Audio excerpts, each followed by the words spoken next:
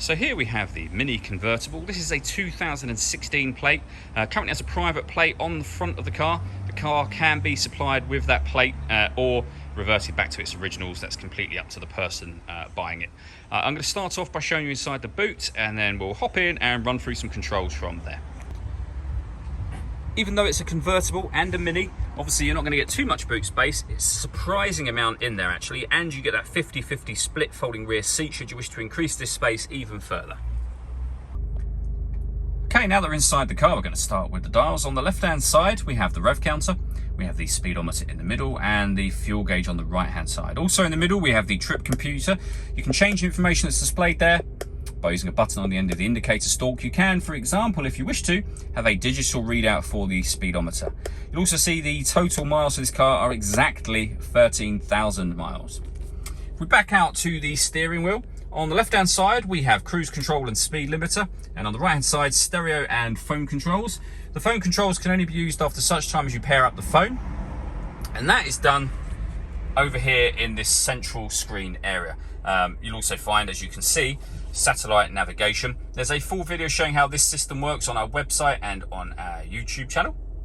We can get back to the main menu. All movements that I'm making on the screen are all being done using the dial just here and the collection of buttons that surround it.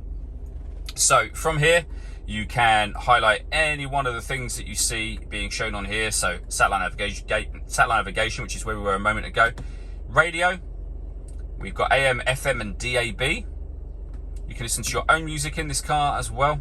There's a few ways of doing that. You can connect up an auxiliary device, a USB device, and you can stream your music wirelessly via Bluetooth audio as well. That is after you paired your phone, which is done just here. Working our way down from that, we have the main volume for the stereo. We then have dual zone climate control, so you can adjust the passenger and driver temperatures. You can increase and decrease the fan speed. You can determine where you'd like the air to be distributed. When you're happy with those settings, this button turns your air conditioning off, back on again, or you can hit auto. When you do that, the car will maintain the temperature you've asked for by taking full control of the fan speed for you. Press auto again and you'll put it back on whatever setting you had it on previously. This car's also got a heated driver's seat and heated passenger seat, both with 3 different heat settings each. Below that, we have this button here. First of all, this will start and stop the engine.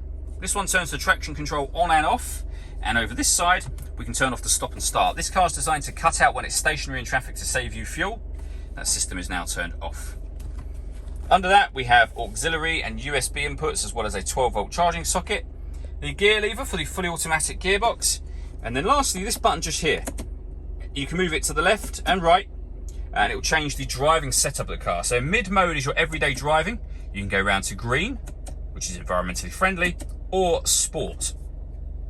With regards to the roof, pull this button back, the roof will begin to open. It will stop at a sunroof section like this. The rest of it is done by releasing your finger from the button and then operating the button a second time, and you'll see that roof will now open all the way down.